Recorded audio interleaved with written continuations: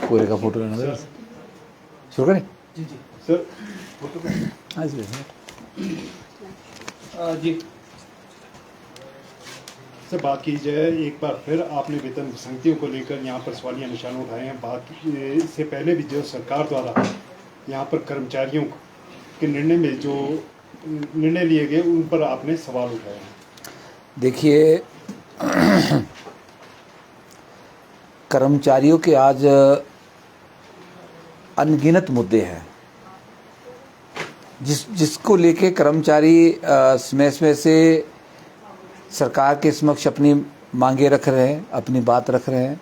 वो चाहे किसी भी वर्ग का कर्मचारी है, किसी भी विभाग का कर्मचारी है, किसी भी बोर्ड या निगम का कर्मचारी है, तो मैं तो ये कहूँगा कि ये सरकार कर्मचारियों के प्रति एक उदासीन रवैया लेके चली है और कर्मचारी जो सरकार के खिलाफ अपनी आवाज़ उठाएगा या कर्मचारियों के मुद्दे जब भी जिस कर्मचारियों ने उठाए हैं मीडिया के माध्यम से, सरकार ने उस कर्मचारी को किसी न किसी रूप में प्रताड़ित करने का काम किया है।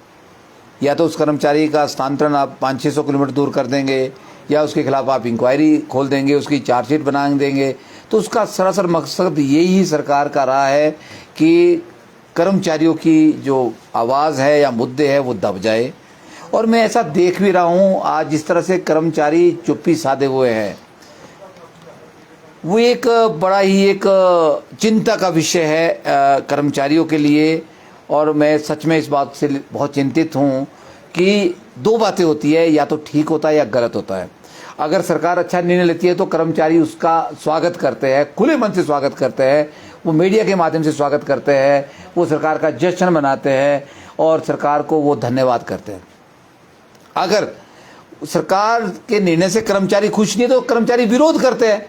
तो आज स्थिति क्या है, ना तो कर्मचारी सरकार का धन्यवाद और स्वागत करने के स्थिति में है और ना ही कर्मचारी सरकार का विरोध करने की स्थिति में है। तो ऐसी क्या वजह हो गई, ये हम सबको इसके बारे में सोचने की जरूरत है। कर्मचारियों को मुझे लगता है कि आज इसके ऊपर मंथन करना चाहिए। मैं ऐसा क्यों कह रहा हूँ, देखिए साथियों, मैं बहुत दिनों से चंबा में था और आपको पता है मैं 600 किलोमीटर दूर चंबा से हूँ। और यही सरकार की एक मंशा थी कि मैं मीडिया से दूर रहूं, जहां मुझे भेजा गया ये सोच के कि वहां मीडिया की कवरेज ना हो, सोशल मीडिया यूज़ ना हो, और सरकार की नाकामियां जो है, विभाग की नाकामियां जो है वो जनता तक या जो है कर्मचारी तक ना पहुंचे। आपने देखा होगा 10 दिन हो गए सरकार ने एक नोटिफिकेशन की है पे कमीशन को लेके, कुछ कैटेगरीज को उसको रिवाइज किया है और उसमें यह कहा गया है कि सरकार ने राइडर खत्म कर दिया। एक राइडर की बात हो रही थी, 10 दिन उस नोटिफिकेशन को होके आ गए और आपने देखा होगा ना तो किसी कर्मचारी ने उसका स्वागत किया और ना ही किसी भी कर्मचारी नेता ने उसका खुल के विरोध किया है। इसका क्या कारण है? ये एक बड़ा ही जटिल प्रश्न है। मैं आपको कहना चाहता हूं कि जो राइडर का राग सरकार ने या सरकार के तथाकथित जो गोदी में बैठे हुए कर्मचारी नेता है, जो सरकार के स्पोक्समैन है, और जो बार बार इस बात को कह रहे थे कि राइडर की फाइल चली है, हमने फाइल चला दी, राइडर हट रहा है, इनिशियल स्टार्ट खत्म हो रहा है, कर्मचारियों का जो वेतन विसंगतियां वो दूर हो रही है, उसके लिए हमने एक कमेटी बनाई है, सरकार ने चीफ सेक्रेटरी की अध्यक्षता में कमेटी बनाई है, या फिर सरकार ने जो है सेक्रेटरी फाइनेंस की अध्यक्षता में पे एनोमली की कमेटी बनाई है, उसकी रिपोर्टें आ गई है और जल्दी जो है सारा जो है ये सही होने वाला है। आपने देखा वो नोटिफिकेशन क्या हुई। मैं हिमाचल प्रदेश के कर्मचारियों से आज पूछना चाह रहा हूँ, देखिए साथियों, हम बुद्धिजीवी वर्ग है, विशेषकर हमारे जो शिक्षक साथी है, 80,000 शिक्षक, बहुत बड़ा कैडर हिमाचल प्रदेश के अंदर शिक्षकों का है। हम समाज को दिशा देने वाले लोग हैं। हम सरकार को कम से कम इस बात का एहसास दिला सकते हैं और दिलाने की जरूरत है और दिलाना चाहिए कि ये चीज़ सही है, ये गलत है। गलत है तो क्यों है, सही है तो हमें उसके लिए सरकार का धन्यवाद करने में संकोच नहीं करना चाहिए। हर कर्मचारी बता रहा है कि सरकार ने हमें ठग दिया, हम ठगा सा महसूस कर रहे हैं, लेकिन कोई कर्मचारी आज मुंह खोल के सामने आके मीडिया के सामने इस बात को नहीं करा। मैं कुछ प्रश्न और कुछ तथ्य सहित बातें, क्योंकि बहुत बार मैंने जब भी बात की मैंने तथ्य पेश किए है, और जब मैंने तथ्य पेश किए तो मैंने चैलेंज से इस बात को कहा कि मेरा कोई भी आंकड़ा गलत होगा, सरकार मेरे खिलाफ कोई भी कार्रवाई बड़ी से बड़ी कर सकती है। और लेकिन वो बातें आज सच साबित हुई सबको इस बात की तरफ ध्यान गया कि पे कमीशन में बहुत बड़ी अनोमली थी। और ये भी सच है कि इस पे कमीशन जो छठा वेतन आयोग लागू हुआ उसमें दुनिया भर की अनियमितता है। उन अनियमितताओं को खत्म करने के लिए हमने एक संयुक्त कर्मचारी महासंघ बनाया था। उसको ठीक करने के लिए, सरकार के ऊपर दबाव बनाने के लिए हमने एक प्रयास किया। हम काफी हद तक उसमें सफल भी हुए। मैं ये कहना चाहता हूँ, मुझे इस बात की खुशी है। हमने 15% का राइडर सरकार से छीना, जोर जबरदस्ती छीना, सरकार देने वाली नहीं थी।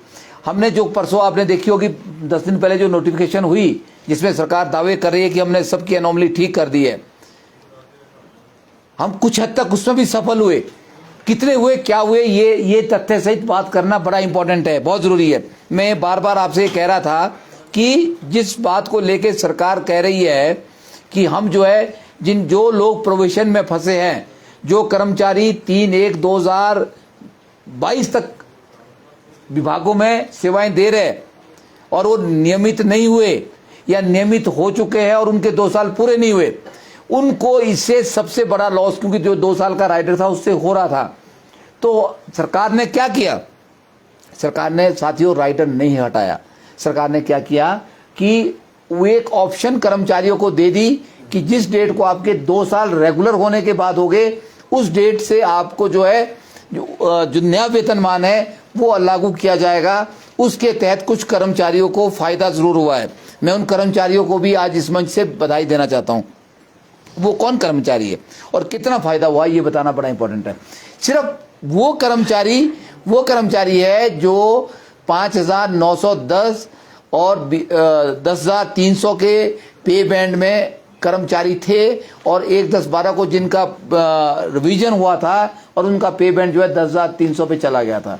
तो मैंने आपको कहा था पहले भी कि बड़े कुछ वर्ग है इसमें, कुछ कर्मचारी है जिनको इससे फायदा हो रहा है। और ये भी वो वर्ग है जो राइडर में फंसे हुए थे, जिनके रेगुलर होने के बाद 2 साल पूरे नहीं हुए थे, या जो कर्मचारी रेगुलर ही नहीं हुए थे, उन कर्मचारियों को फायदा हुआ है। ये कौन कर्मचारी है, इनके बारे में आपको बताऊं कितने वर्गों को फायदा हुआ। सरकार बार बार दावे करिए कि 35,000 कर्मचारियों को हमने फायदा दे दिया इससे, और कितना फायदा हुआ और कितनों को हुआ है ये आंकड़े सहित मैं आपके समक्ष रखूंगा।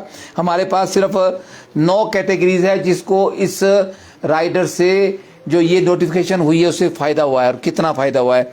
ये भी वो कर्मचारी है जिनको फायदा हुआ है जिनके 2 साल पूरे होने थे या जो प्रोविजन में थे, उनको सिर्फ फायदा हुआ है इस वर्ग में भी, जिसमें एक वर्ग है जेवीटी वर्ग है। ये 5,910 20,200 के पे बैंड में था, इनका 30,000 ग्रेड पे था।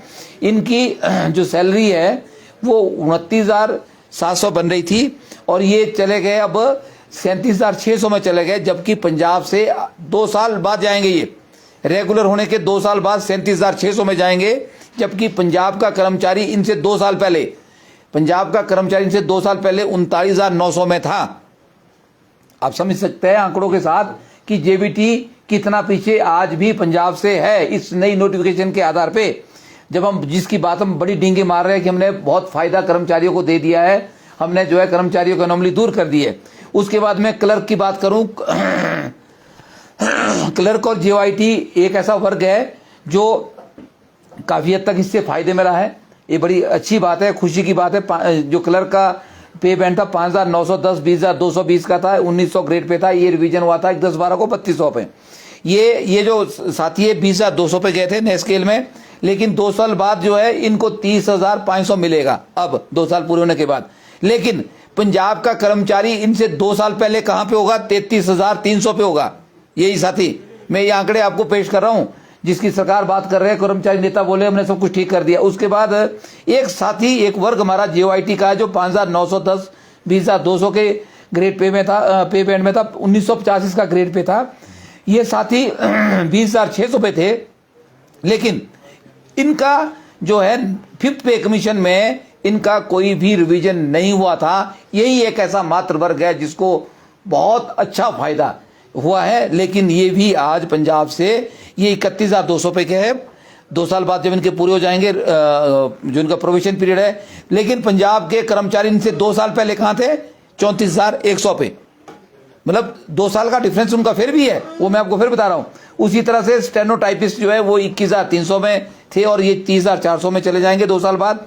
जेबीटी मैंने आपको बताया फॉरेस्ट गार्ड के एक वर्ग है जो 5,910 के पे बैंड में था। ये 21,300 पे थे, ये 30,400 में चले जाएंगे। कांस्टेबल को फायदा हुआ है, नो डाउट, ये 30,500 में चले गए थे। पंजाब में आज भी इनका स्केल जो है 33,500 है। फार्मासिस्ट है, एक फूड इंस्पेक्टर है और एक पंचायत सेक्रेटरी और पटवारी, ये वर्ग है जिनको इससे फायदा हुआ है। बाकी किसी भी वर्ग को इसका फायदा नहीं हुआ है। जो हमारे एजुकेशन की अगर मैं बात करूं तो लेक्चरर को थोड़ा सा फायदा हुआ है, 47,000 पे जाएंगे 2 साल बाद। लेकिन 2 साल पहले पंजाब का जो लेक्चरर है वो 49,900 पे होगा। ये एनोमली जो टीजीटी की बात करें तो टीजीटी वर्ग में तो बहुत ज्यादा है। टीजीटी जो है वो 41,600 पे जाएगा, ये 38,100 ले रहा था, और 45,400 जो है पंजाब के अंदर इनका रिवीजन हुआ है। तो इस तरह से मैं अगर ये कहूं, हिमाचल का हर कर्मचारी पंजाब से आज भी हजारों रुपए बेसिक में पीछे है, तो इसमें कोई अतिशयोक्ति नहीं है। मैंने आपको ये आंकड़े तथ्य के साथ इसलिए बताए कि कर्मचारियों को ये बात पता होनी चाहिए कि जो हो रहा है वो सही नहीं हो रहा। जो रिवीजन हुआ है वो एक आई वॉश थी। सरकार ने जो है कर्मचारियों को जो एक ठगा है, और इस रिवीजन के माध्यम से किसी तरह का किसी को फायदा नहीं हुआ।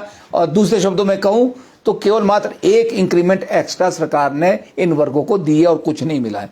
इसके साथ जो कर्मचारियों की मांग है वो है भत्तों को लेके, उसके ऊपर सरकार कुछ बोलने वाली नहीं है। उसके साथ सबसे बड़ी बात जो है, सरकार जो छठा वेतन आयोग लागू हुआ है, इसका जो एरियर है उस एरियर को कर्मचारी चाहते हैं कि एक मुश्त एरियर कर्मचारियों को दिया जाए। लेकिन सरकार इलेक्शन में जा रही है, कोड ऑफ कंडक्ट लगने वाला है, इस एरियर के ऊपर जो है किसी भी तरह की सरकार की तरफ से कोई अधिसूचना जारी नहीं हो रही है कि सरकार कितने प्रतिशत और कितनी किस्तों में इस एरियर को देगी। और इसके अतिरिक्त अगर मैं बात कहूं आपको कर्मचारियों की, तो कर्मचारियों में अगर जो बड़ी बात है वो ये है कि जो पेंशन को लेके लड़ाई चल रही है उसके ऊपर सरकार जो है कुछ बोलने को तैयार नहीं है। वो भी एक बहुत बड़ी मांग हमारे कर्मचारियों की है, क्योंकि जो पेंशन फंड में पैसा जा रहा है उसका कोई भी अकाउंट मेंटेन नहीं है। उसके साथ साथ आपने देखा हर वर्ग के कर्मचारी, आउटसोर्स के कर्मचारी पॉलिसी की डिमांड कर रहे हैं। और जो एसएमसी के साथी हमारे, आपने देखा होगा 1-2 दिन से धरने पे बैठ गए दोबारा से, उनको बार बार आश्वासन दिए गए। उनको मैं यूं कहूं कि आज कुछ एक कर्मचारी संगठन और कर्मचारी नेता ये बोलते हैं कि हमारा इनसे कोई लेना देना नहीं है, लेकिन ये वही नेता लोग हैं जिन्होंने इन एसएमसी टीचरों से लाखों रुपया इकट्ठा किया है। अभी कांसा चौक की बात करते हैं कि कांसा चौक में हमने सम्मेलन किया। ये सम्मेलन क्या सम्मेलन था कि उसमें बड़ी मांगे मैंने मनवाई। कांसा चौक का सम्मेलन एसएमसी टीचर इकट्ठे हुए थे, इन एसएमसी टीचरों से 1,000, 2,000 रुपया इकट्ठा किया गया। लेकिन आज वही लोग बोलते हैं कि हमारा इनसे कोई लेना देना नहीं है। तो इस तरह कर्मचारियों को ठगना, झूठे आश्वासन देना इन कर्मचारी नेताओं को भी महंगा पड़ेगा। और साथ ही साथ जो है मुझे लगता है कि इससे सरकार की छवि भी खराब हो रही है। मैं आपको आज कहना चाहता हूं कि हिमाचल राज्य अध्यापक संघ और मैं विशेषकर पूरे एसएमसी टीचरों के साथ हूं। इनका शोषण किया जा रहा है। इनको ना तो एक बात जानना चाहेंगे, ये जो राइडर खत्म करने की ये जो बात कही जा रही है, जिस तरह से राष्ट्रपति कर्मचारी महासंघ के अध्यक्ष ने स्वागत भी किया था और कहा कि राइडर खत्म कर दिया है, तो क्या ये कर्मचारियों को सिर्फ एक ठगने?